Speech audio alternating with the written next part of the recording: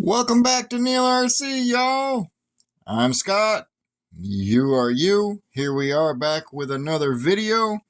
This one here is going to be the Fury Tech FX-118.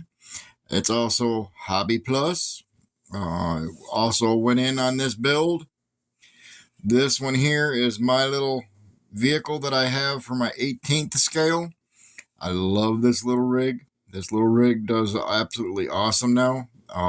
Taking up on some of the people's information that was given through their website and the few little mods that I had done.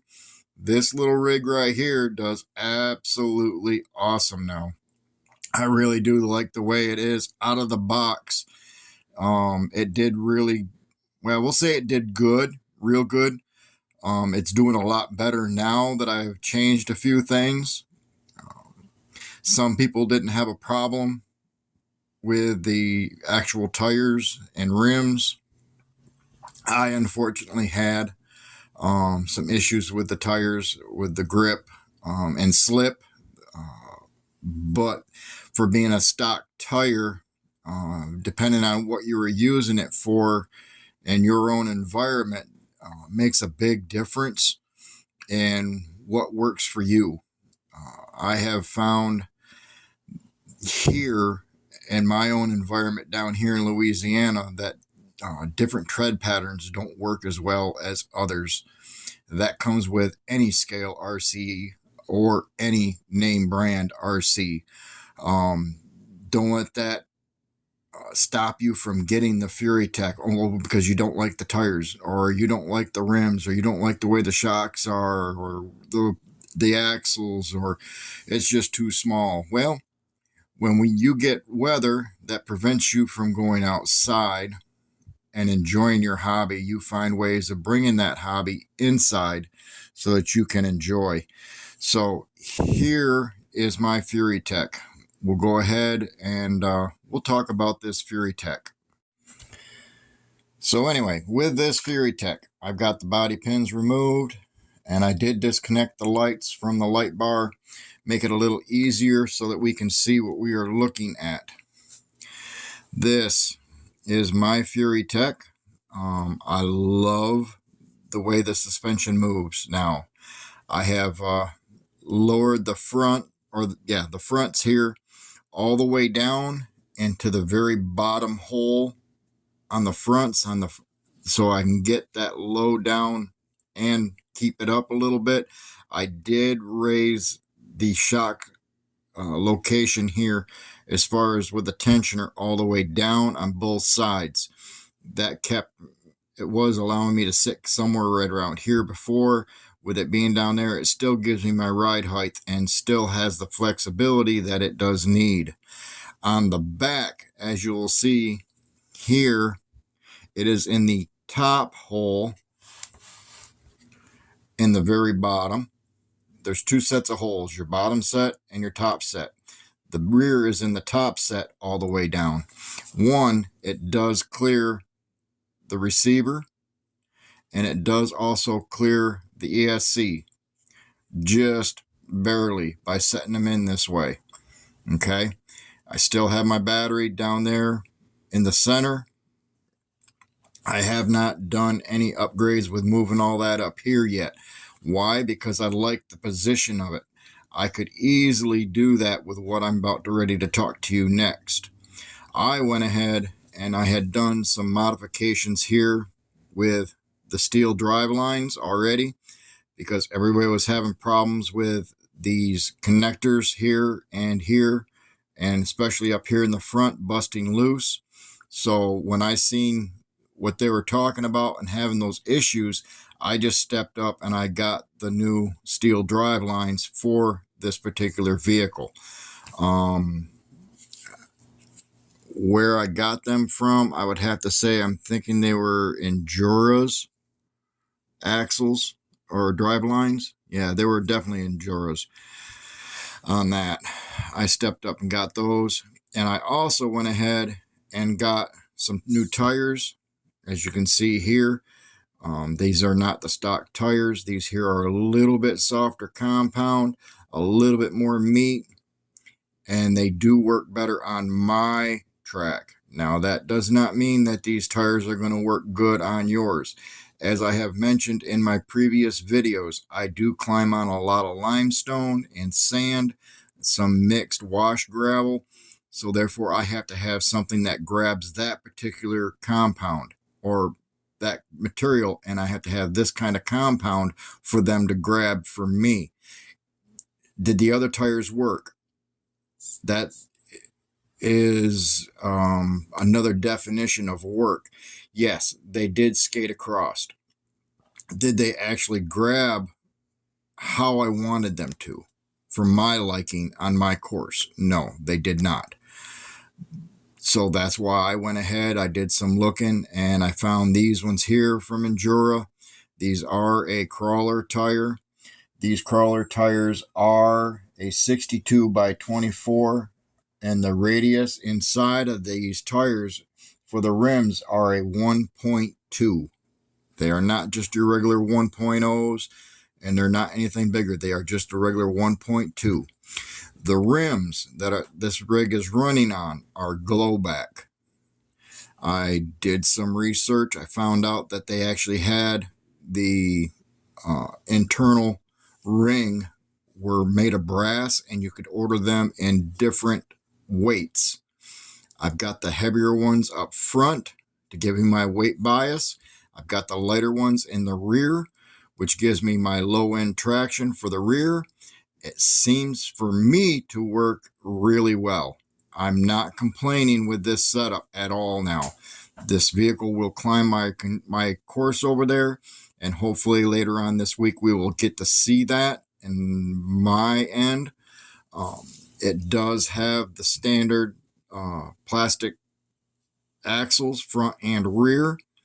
It does have the same plastic center transmission case and motor holder. Skid plate, yeah, I'll get the words out. It does have the skid plate still in plastic. I have not updated anything as far as the arms or the links, anything of that matter. It's still running the stock shocks. They work really well for me here. They do have a little bit of oil in them, and I mean it's like 10 weight oil. It's more or less enough to keep the cylinders lubricated. I'm not seeing where it actually gives it any kind of a dampening. It does dampen a little. They are full of fluid, okay?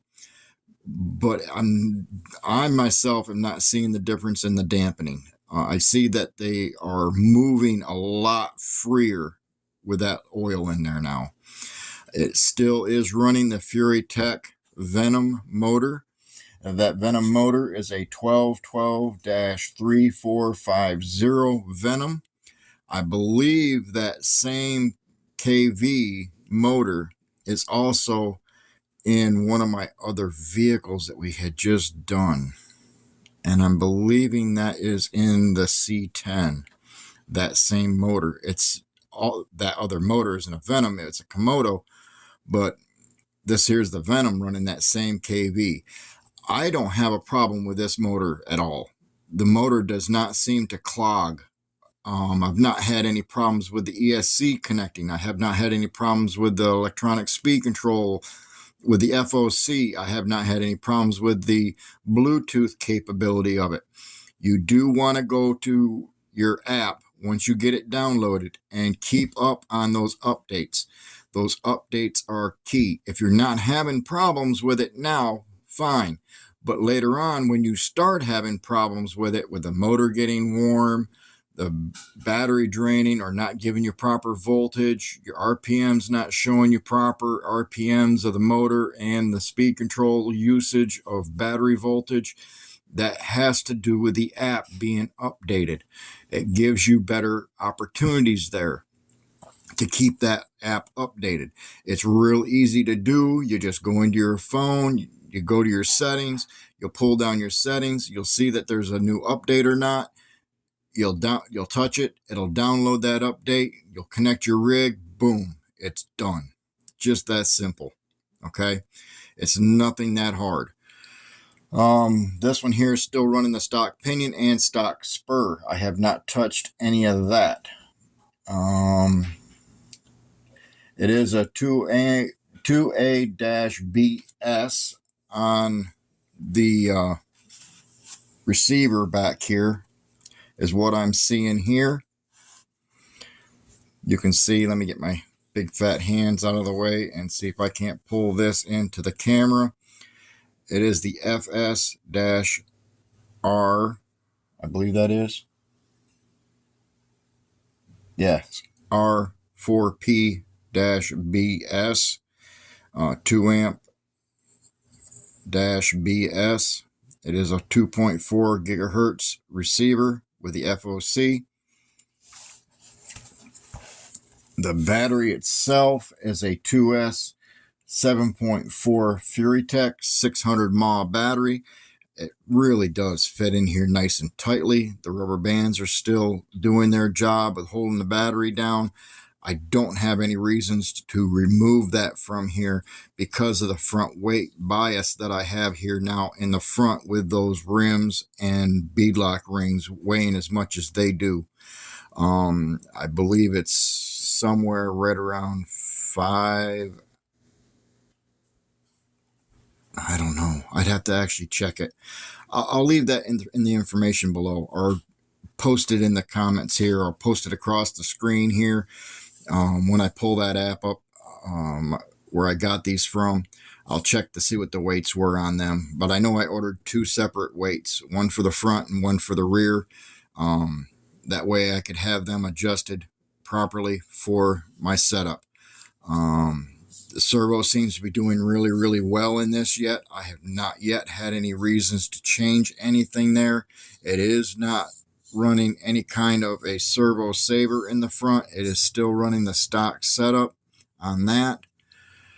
It does allow the frame to come down over top of the servo so far. I have thought about using a piece of servo tape up here on top and then sticking the battery down there on it. When that happens, I'm believing I'm going to have a problem with my wire for my motor running back here to my ESC. I have not done anything different with that as of yet. Yes, I could move that back here to the center and then run my battery up here, then run the motor wires and the battery wires back across the motor, but that would cause a shortage, possible rubbing on the motor, and I do not want that to happen. So therefore, I have not done nothing with that yet. Like I said, I'm still running the stock remote and setup. I have no reason to change them. I have not had any problem with this setup. I have not added any lights to the front bumper. They're still here in the light bar on the vehicle itself. Still running the stock lights here on the top bumper, or off the roll cage here. All the lights are still running up there on that. So therefore all the lights are still up there. Still have my stock mirrors on there and everything. Everything is still running there as normal. I've not had to do anything to this rig. And hopefully later on this week, we'll be able to see this particular vehicle do some running on the course. And therefore you'll see for yourself. For me, it works just fine. This vehicle also, when I had gotten it, I did go over the axles and transmissions, or the transmission case and everything. It did not have any grease. Nothing in there at all. They were bone dry. Probably due to shipping is probably the reasonings why they had done it that way.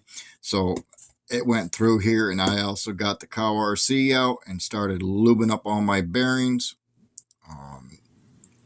This one did come with bushings all the way around. I did switch them up to the bearing kit all the way through the rig from front to back. You've seen that video earlier where I went through this thing, front axle, rear axle, transmission case, the whole 9 yards. It got complete bearing set all the way around.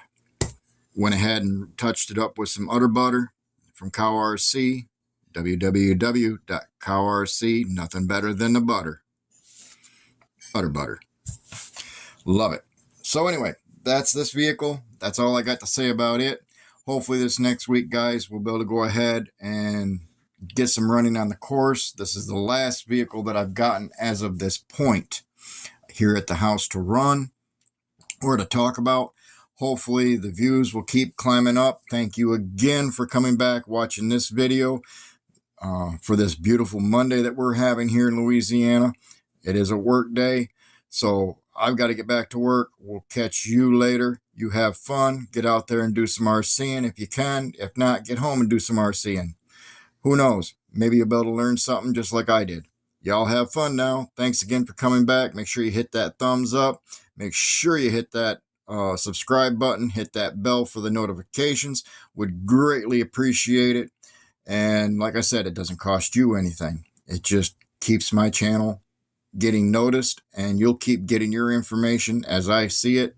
If I have any issues with any of my vehicles that I have showed you so far, it will be in the YouTube. I will post it to YouTube. That way you'll know and everybody else will know. Y'all have a great one. Thanks again for coming back and seeing Neil RC. Like I said, this is Scott. You are you. Let's get back and have some fun.